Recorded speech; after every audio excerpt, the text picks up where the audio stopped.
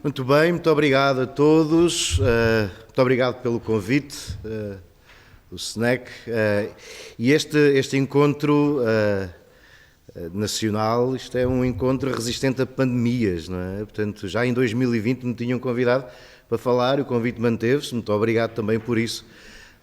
Daquilo que eu vi do programa, eu entendo que este dia será assim mais dedicado à reflexão e à partilha de experiências, e depois amanhã vão entrar em questões mais práticas e operativas acerca do itinerário da iniciação cristã. Eu preparei aqui assim algumas notas minhas, é sobretudo partilha, não é como especialista, é como estando no terreno. De facto, não sou especialista em catequese, e por isso é que ainda nunca fiz parte do secretariado da catequese. Não é preciso. O meu trabalho com os jovens, portanto, é circunscrito no âmbito da pastoral juvenil da Diocese de Santarém e depois também nas paróquias por onde fui passando. Muito no acompanhamento espiritual dos jovens e depois, então, na assistência espiritual também de alguns movimentos, atualmente só o dos convívios fraternos, que é o movimento de primeiro anúncio, e que estão aqui outras pessoas ligadas a esse movimento também. Portanto, eu vou seguir as indicações que me deram, também já em 2020, portanto, em que o foco seria a Cristo vivo, naquela altura. Hoje vai-se procurar aqui ligar com a sinodalidade e depois com toda esta questão também do itinerário da iniciação cristã com as famílias, com as crianças e com os adolescentes. Ora bem, tendo em conta então o tema da sinodalidade que o Padre Sérgio apresentou e ligado aos jovens como o agora de Deus, não é? Portanto é o capítulo 3º da Cristo Vive, o tema da vocação que estaria para a tarde, portanto, e também o novo itinerário catequético da conferência seguinte. Eu vou procurar deter-me então em 3 pontos mais um, não é? Portanto, lá está, eu estudei na Gregoriana, apanhei assim um bocado o hábito dos jesuítas, 3 pontos e pronto. Não, mas vou fazer 3 pontos mais um. O primeiro ponto tem a ver com a pluralidade das adolescências e juventudes, e sobretudo no meu âmbito das juventudes, e destacando alguns aspectos destas culturas, que é aquilo que me atrai e que me desperta a curiosidade, a questão das culturas adolescentes e juvenis, e que me parecem estes aspectos que eu vou destacar, podiam ser outros, mas são estes que eu considero importantes e que considero desafiantes para o anúncio do Evangelho. Depois, um segundo ponto, então, o próprio anúncio do Evangelho, o querigma, e muito a partir da Cristo Vive, capítulo 4, o 4º capítulo, onde o Papa Francisco condensa o querigma, naquelas 3 verdades que depois nós vamos ver e que vocês também certamente já conhecem. Depois o terceiro ponto tem a ver com o capítulo 5º da Cristo Vive, e onde vou, a partir daí, portanto, destacar possíveis caminhos para e com os jovens no âmbito de uma pastoral juvenil. E depois aqui pelo meio eu vou procurando fazer algumas ligações ao itinerário da iniciação cristã, enfim, naquilo que me for possível também. Dei uma vista de olhos, gostava de ter... enfim, é o possível. O 3 mais 1, portanto, o 4º ponto, vou terminar com um apontamento final sobre a formação. Já me vou adiantar à pergunta do Padre Tiago Neto. Portanto, sobre a formação de catequistas, não é? Mas também de acompanhantes, de jovens, e até no âmbito dos ministérios que nós estamos a discutir atualmente na nossa Igreja em Portugal. Posto isto, vou, em jeito de manifesto, destaco aquilo que é o modo de proceder que me orienta na ação pastoral e que é também o princípio orientador desta minha comunicação. Portanto, e assim, o meu modo de proceder é parte de que o ser humano está sempre culturalmente situado, que a natureza e a cultura encontram-se intimamente ligadas, como diz a Gaudium et Spes 53, e como é citado na Evangelii Gaudium, 115. Portanto, a graça supõe a cultura. E o dom de Deus encarna-se na cultura de quem o recebe. Por isso, para mim, o princípio da encarnação, que orienta toda a ação pastoral da Igreja, concretiza-se no critério da pastoralidade apontado pelo Papa João XXIII no discurso de abertura do Concílio Vaticano II e que é assumido pelo Papa Francisco, quando ele diz na Evangelii Gaudium, no número 121, precisamos de encontrar o modo de comunicar Jesus que corresponda à situação em que vivemos. E assim entendo a enculturação como parte do processo de evangelização dos jovens e adolescentes. E aqui está já um grande desafio para quem lida com eles, que é conhecer a cultura deles. Não é?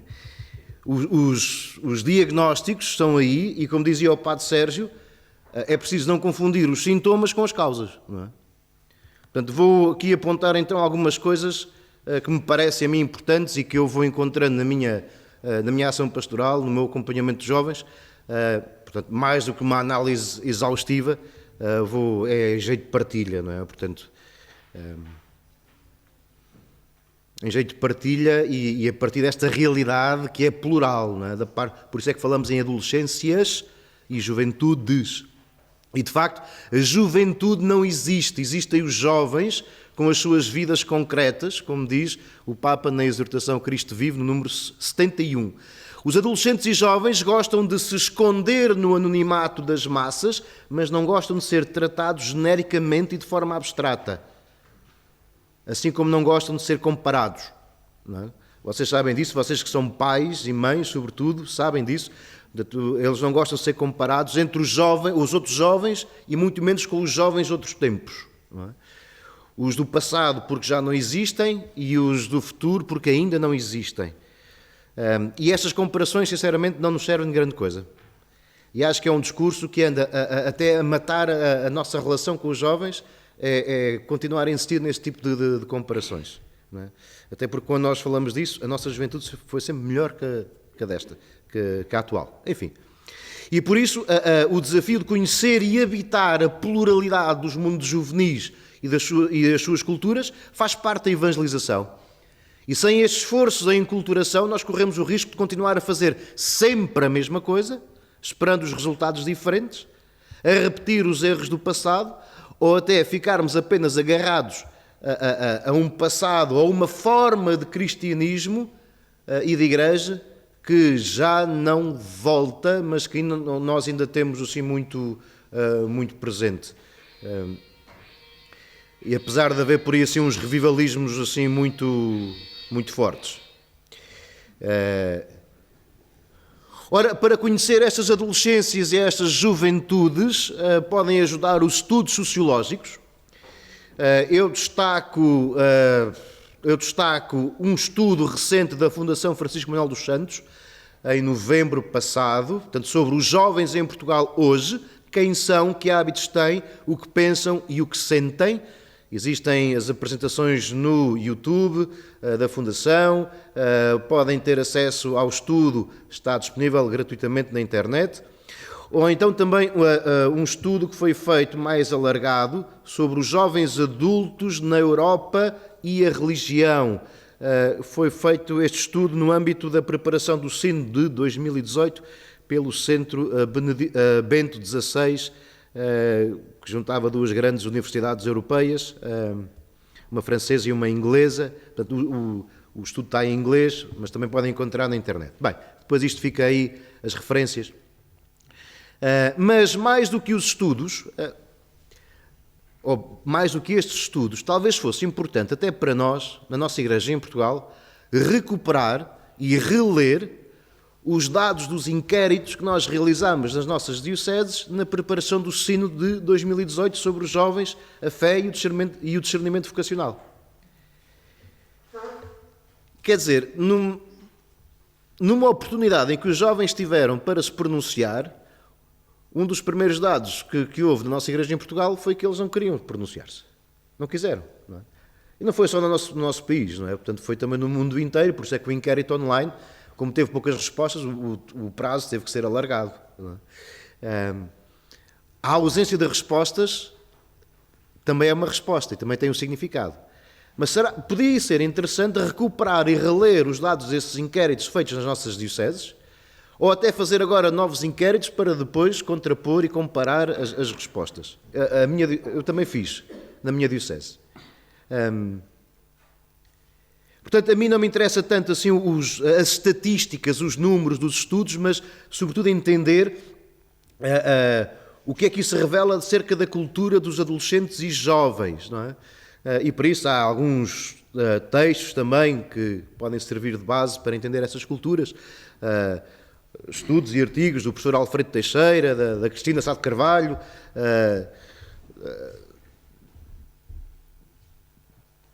temos aqui também até dos salesianos, não é? Temos bons estudos também aí, das edições e aqui do nosso amigo aqui presente. Muito bem. Então, não vou partilhar nada como quem partilha receitas, mas como quem procura olhar a cultura dos adolescentes e jovens. Então, no acompanhamento de adolescentes e jovens, vou encontrando aquilo que os especialistas chamam a personalização da experiência crente. E isto significa a recomposição da experiência crente a partir do sujeito. Não há experiências iguais ou não há experiências de massas. Isto implica também aceitar a caducidade de algumas expressões de fé e exige a encarnação do cristianismo na vida dos adolescentes e jovens de hoje. E, de facto, o itinerário aponta muito no terceiro tempo esta personalização da fé ou da experiência crente. Página 44, daquilo que eu estive a ver ontem à noite. Ora, esta personalização da experiência crente requer também uma resposta e uma opção pessoal, de escolha do sujeito, e a partir de algum tipo de experiência que provoque uma conversão pessoal. Portanto, nós não podemos fazer conta com um cristianismo sociológico, de massas, que se transmite com o leite materno, mas precisamos de provocar e acompanhar essa experiência do encontro pessoal com Cristo em ordem à conversão e à opção do estilo de vida cristão, que também é falado aqui no itinerário, que o Padre Sérgio falou também e que o Padre Tiago Neto também fala muito bem no seu livro e na sua tese.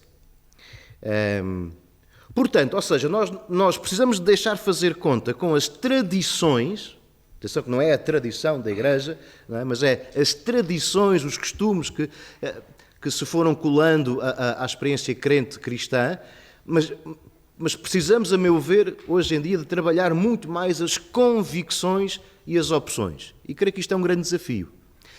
Agora, parênteses, não é? Portanto, isto na pastoral juvenil, vocacional e acho que às vezes também na familiar, não sei se nos catequistas também é assim, mas quem está a tratar dessas áreas são sempre as pessoas que percebem menos do assunto.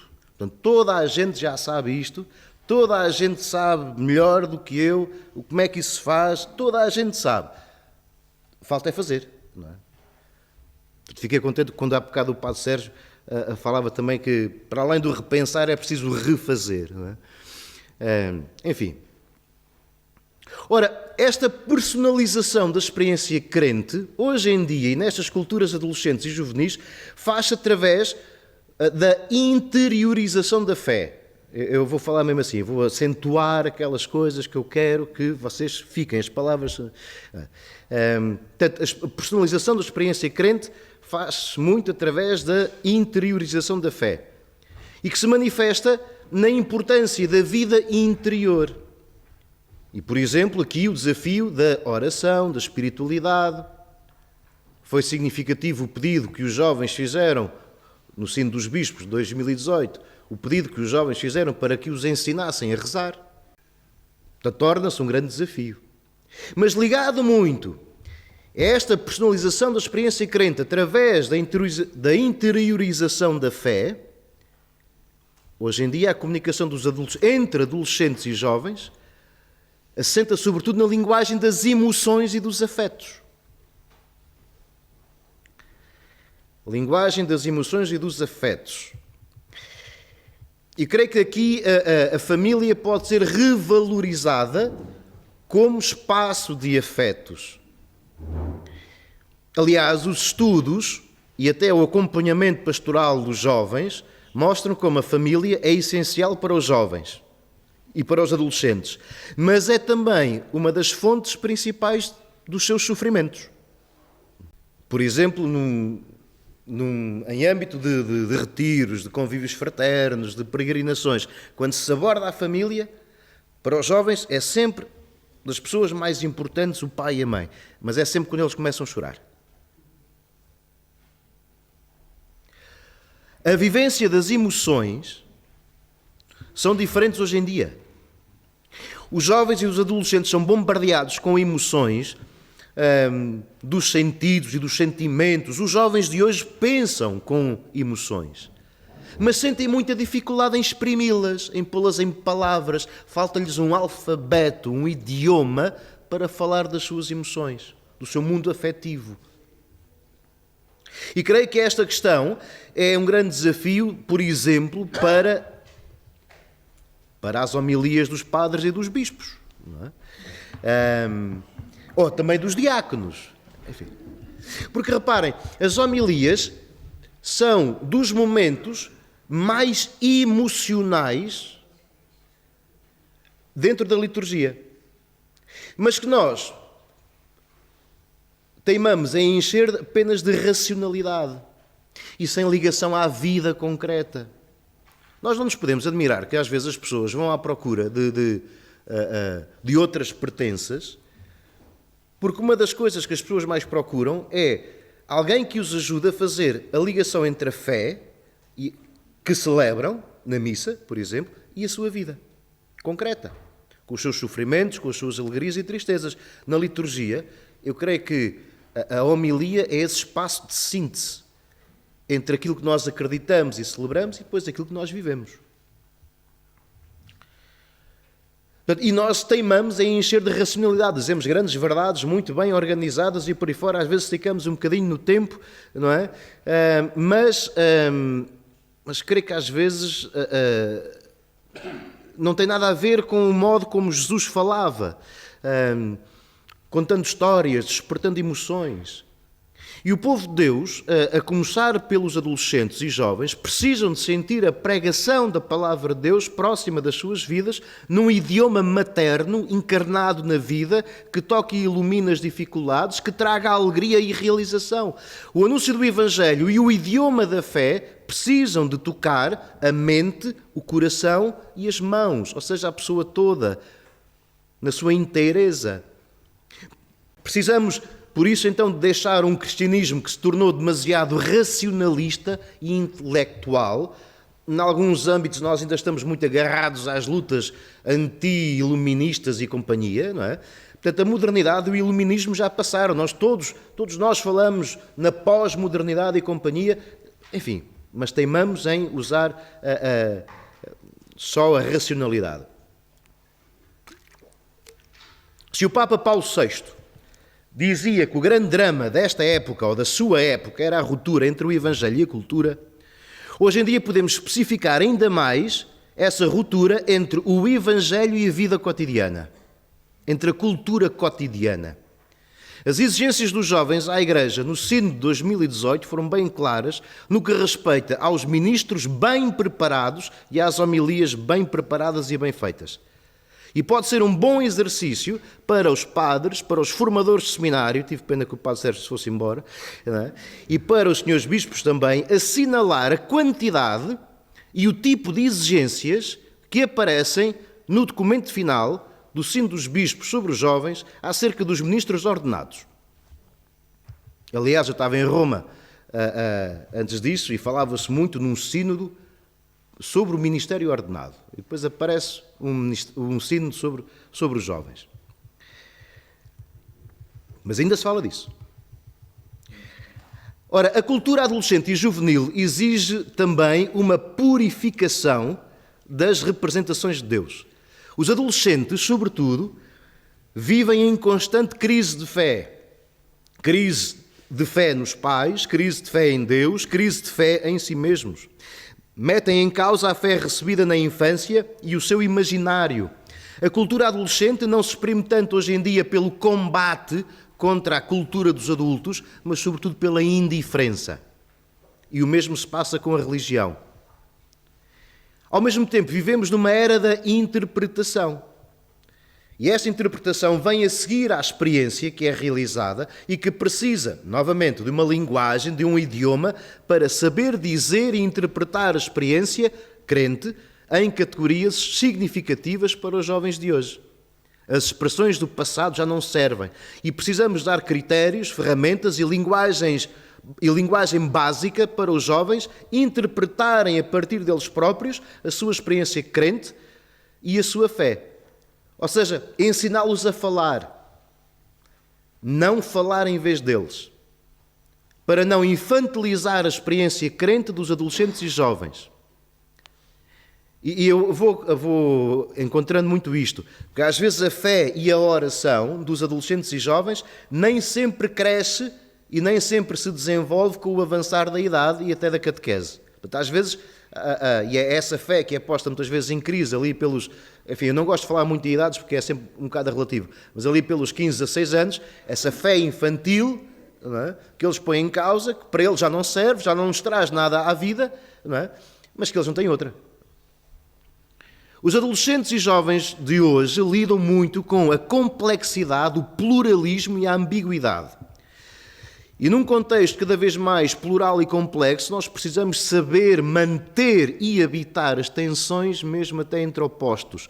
Os jovens hoje em dia não são uma coisa ou outra, não são bons ou maus, mas são uma coisa e outra. São bons e maus, como tudo, não é?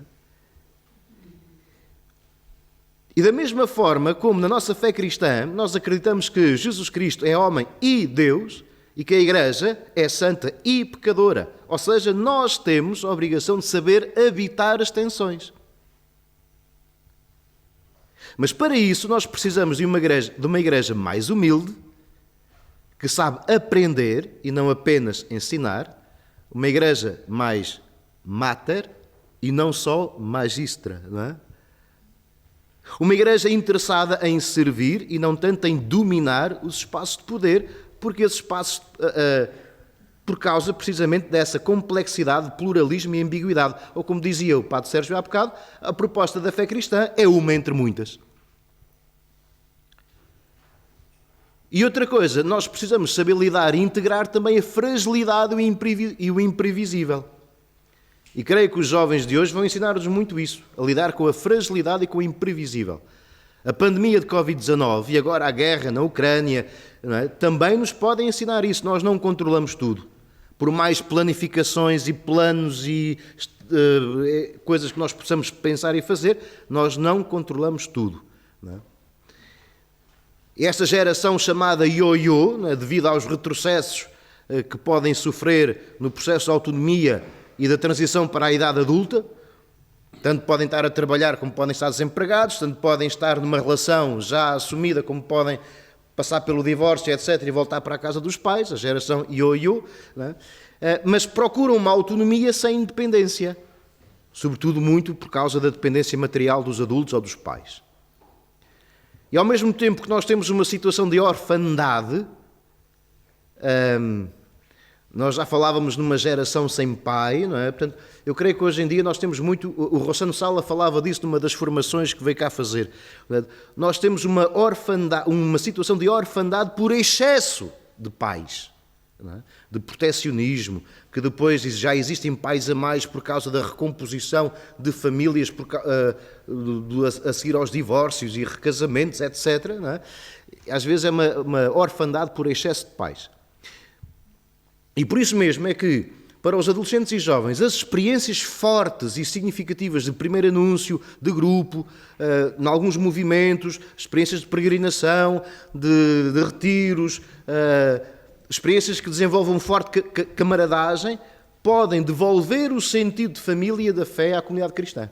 Eu encontro muito isso, por exemplo, nos convívios fraternos, em que depois, com o acompanhamento que se faz, os jovens começam a falar muito na comunidade, no movimento, na igreja, como a sua família da fé. Agora, mas nós precisamos ter muito cuidado, porque às vezes pessoas fracas tendem a procurar instituições fortes, não é? Eu creio que a psicologia explica isso muito melhor do que eu, e às vezes não, precisamos mesmo muito ter cuidado e saber discernir e saber acompanhar quem às vezes procura protagonismos sem a devida maturidade humana e espiritual. Ora, avançando, hoje em dia nos jovens é preciso... Sim.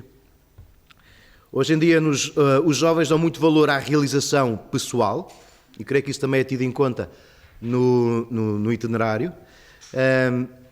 E, por outro lado, tem muito o ceticismo em relação às instituições religiosas e políticas, mas nós também já sabemos isso. Ligado a esta realização pessoal, eles valorizam muito a imagem de si próprios e, por isso, procuram sempre a identificação por um estilo, por um modo de habitar o mundo, que tem a ver até com as comparações, com os modelos que seguem, etc.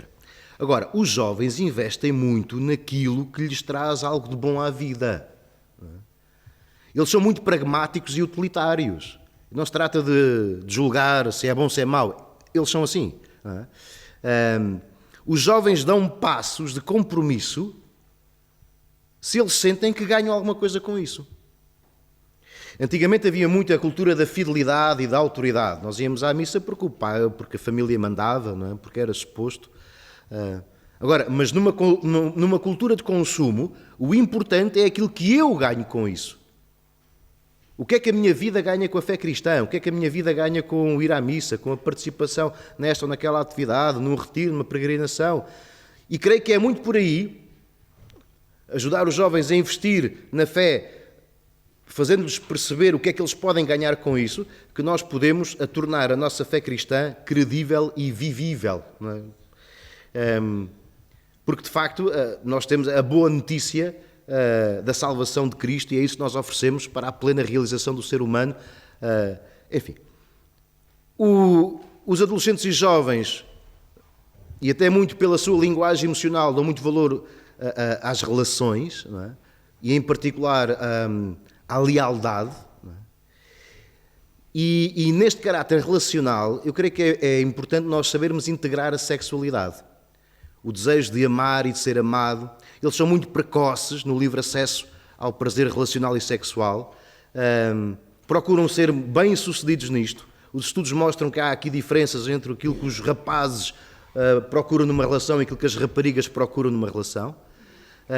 As dificuldades com o corpo, e se vocês virem o estudo da Fundação Francisco Manuel dos Santos, vão ver que as dificuldades com o corpo, com a sua aparência física, são dos motivos mais fortes nas tentativas de suicídio, nas automutilações e nos distúrbios alimentares. E por isso parece muito importante valorizar a experiência do corpo e a aceitação do corpo no campo da fé e na experiência crente. Ao mesmo tempo que a pandemia veio acentuar muito os perigos da solidão, por causa desta cultura digital, das redes sociais, jogos online, dos serviços de streaming, etc., os perigos da solidão acentuam muito que a conectividade não é a mesma coisa que a relação. E como é que será isto nas nossas famílias? Será que os pais preferem que os adolescentes estejam por casa conectados ou que estejam mais fora de casa em relações de pares, nos seus grupos de amigos? Eu creio que hoje em dia o grande choque cultural, e estou assim a avançar mais depressa, o grande choque cultural não acontece nas famílias, acontece sobretudo nas escolas. E creio que junto dos professores temos aí um património grande para eles nos ensinarem as dificuldades e as oportunidades desse choque cultural e desta época de mudanças. Os jovens hoje em dia são muito críticos,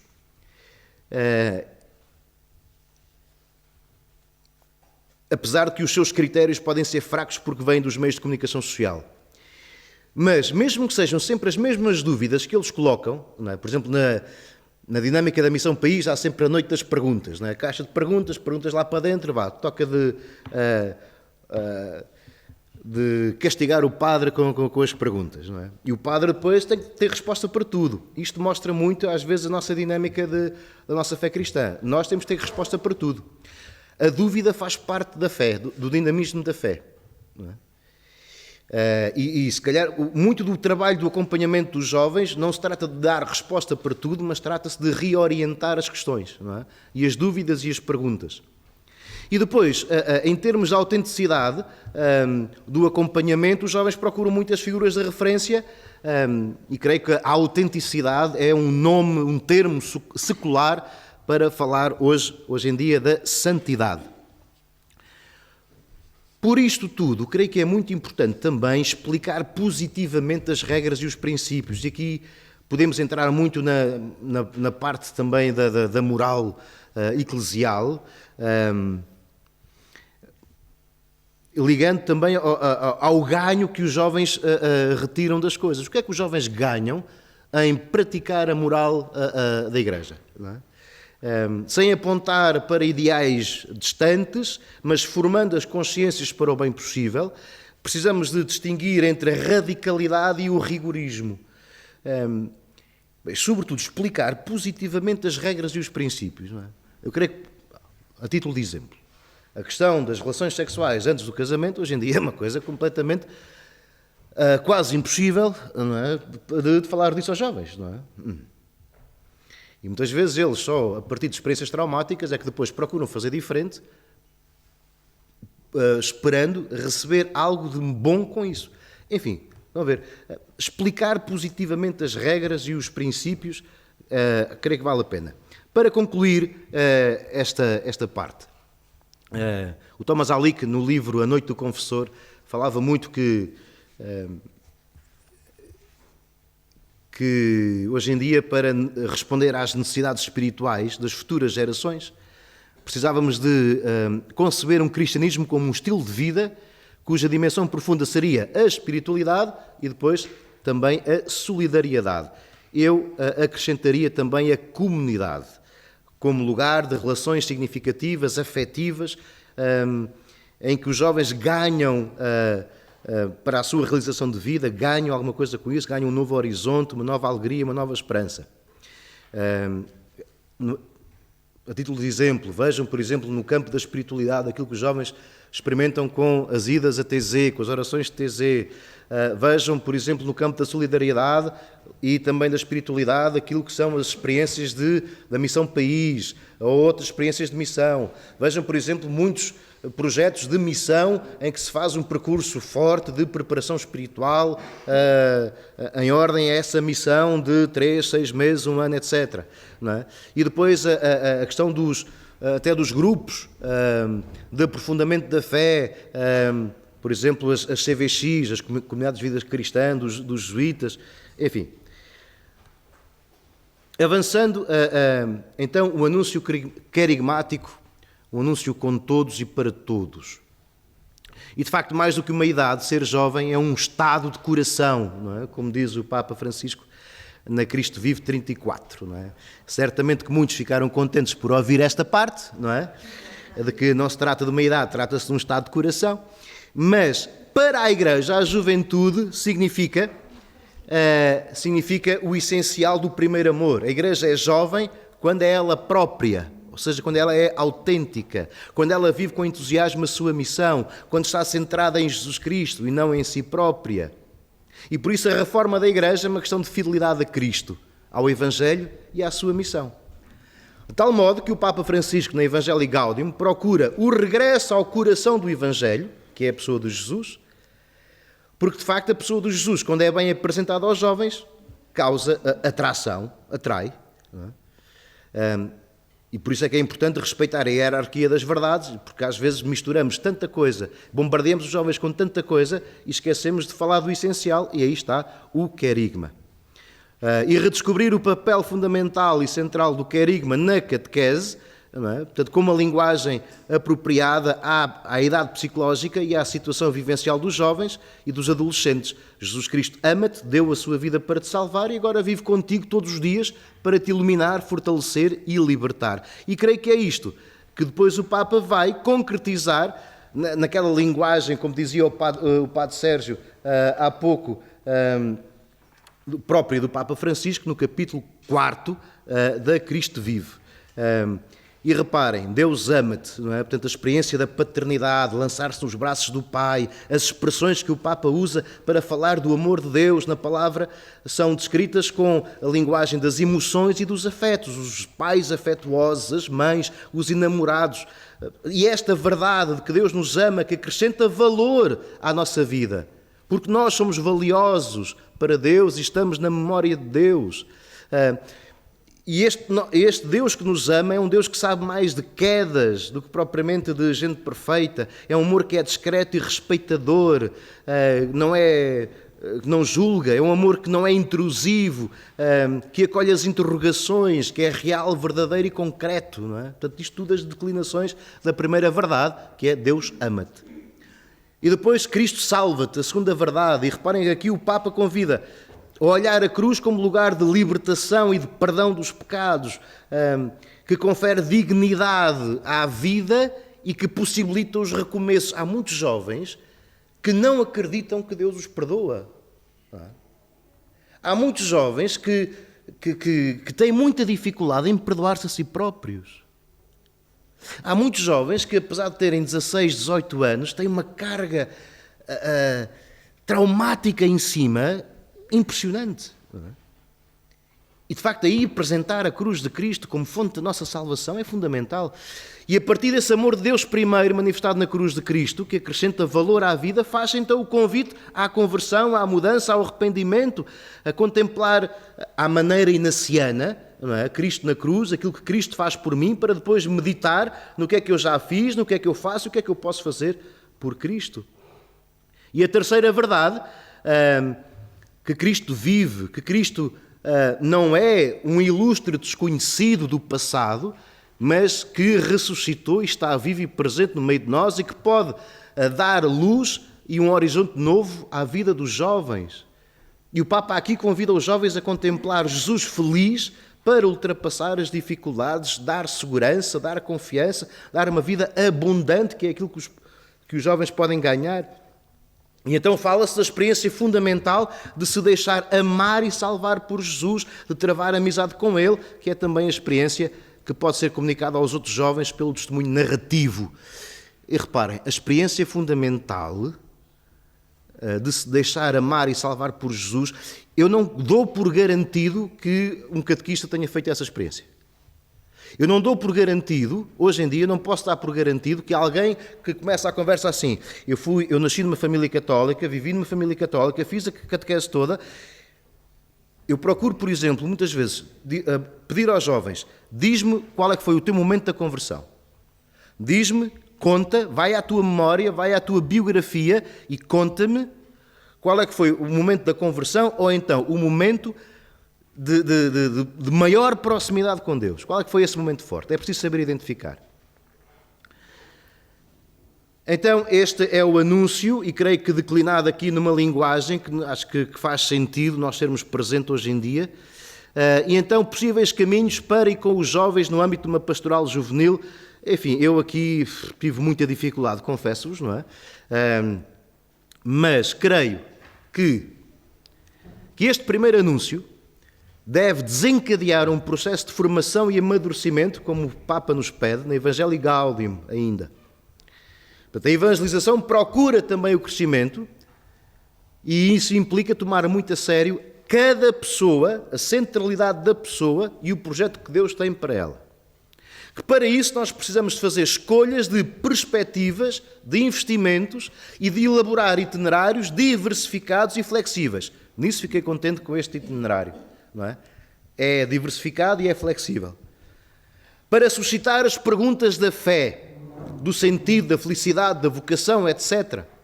E oferecer propostas graduais e pedagógicas através do acompanhamento e da apresentação do Evangelho como oferta de salvação integral da pessoa humana e que dá a resposta aos anseios mais profundos de todas as pessoas em todas as culturas e também aos jovens e adolescentes.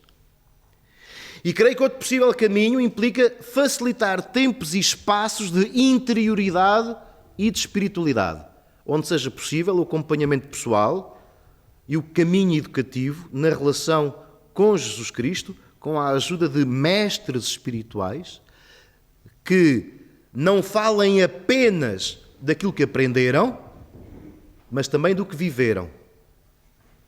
E aí temos o exemplo dos discípulos de Emaús, mais uma vez, não é? Como falou há bocado também o Padre Sérgio, ou, por exemplo, em Atos 8, não é? O episódio de Filipe e o eunuco. E por isso este capítulo, o capítulo 5 da Cristo Vive, começa com uma pergunta essencial para os jovens e também para nós. Como se vive a juventude quando nós nos deixamos iluminar e transformar pelo grande anúncio do Evangelho? E creio que esta é a pergunta fundamental para trazer a nossa fé. É a pergunta sobre aquilo que a fé cristã traz à nossa vida, o que é que nós ganhamos com isso. A insistência na amizade, que é feita também neste itinerário, e que o Papa insiste muito, que é a grande proposta que o Papa faz na Cristo Vive. O convite à amizade cotidiana com Jesus, na qual é preciso crescer e amadurecer. Dessa amizade brota, e da amizade uns com os outros, brota a fraternidade e a comunidade. Não é?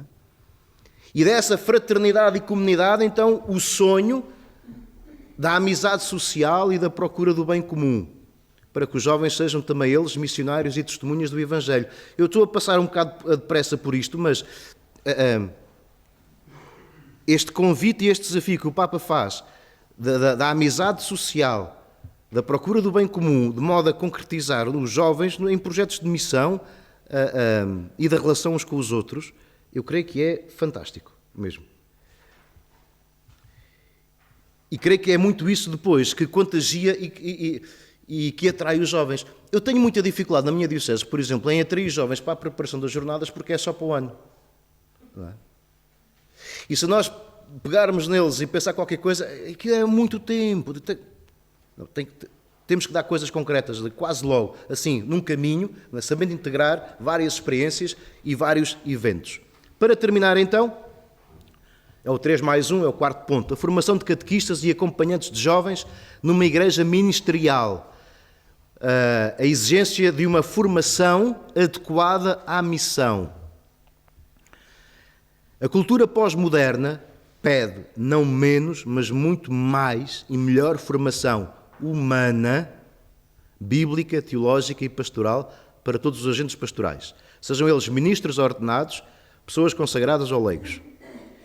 E o acompanhamento pessoal, para não ficar apenas num chavão ou num refrão, o acompanhamento pessoal, espiritual e vocacional pede pessoas maduras e bem formadas, capazes de anunciar o querigma a cada pessoa, na sua situação, numa linguagem adequada à sua idade e à sua história de vida. E para isso nós podemos ter que abrandar o ritmo pastoral, se o Papa Francisco deixar, não é? Com estes anos todos, aquele que ele nos vai... Não é? Eu sinto a dificuldade também dos nossos bispos, e, quer dizer, é muita coisa para dar conta, mas, e a esse propósito, creio que a recepção da Evangelii Gaudium e até da Cristo Vive, do Sínodo, ainda está muito incipiente, mas podemos ter que fazer escolhas, abrandar o ritmo, para apostar na qualidade. E creio que precisamos de caracterizar bem os desafios que nós temos pela frente, para depois selecionar os recursos que dispomos e fazer investimentos para reafirmar a urgência da evangelização como tarefa da Igreja toda. Nisto, recordo aqui algumas tentativas feitas. Por exemplo, a propósito do Sino dos Bispos sobre os jovens, a fé e o discernimento vocacional, chegou-se a falar de uma pós-graduação em pastoral juvenil e acompanhamento de jovens para ser proposto à Universidade Católica. Esbarrou algures, não sei bem aonde. Não é? Só ali o núcleo de Braga é que avançou com uma proposta que era importante nós sabermos como é que correu e como é que nós podemos estender isso até à realidade nacional. Não é? O diretório, o nosso diretório da catequese, fala... Bem que dizes o nosso. Sim. Fala dos centros de formação dos catequistas, não é? Portanto, formação de base, os centros de especialização, pode passar por aqui uma aposta forte, e depois os centros superiores. Não é? Eu creio que nós precisamos de deixar de contar apenas com o voluntariado e com a boa vontade. Não é? Sobretudo, se nós mexemos com a formação humana e cristã dos nossos jovens, nós precisamos ter muito cuidado com as pessoas que pomos a lidar com os jovens. Não é? Um mau acompanhante de jovens pode causar muito mais estrago do que fazer bem. Não é? E não basta apenas a nossa experiência da confissão e da direção espiritual para depois fazermos isso. É preciso também essa formação e uma formação muito prática. Enfim, eu procurei, só assim uma provocação, se nós investirmos na nossa igreja, no nosso país, se nós investirmos tanto no acompanhamento de jovens, na pastoral juvenil vocacional, como nós investimos a cuidar do património do passado e até dos pobres, já não era mau, não é?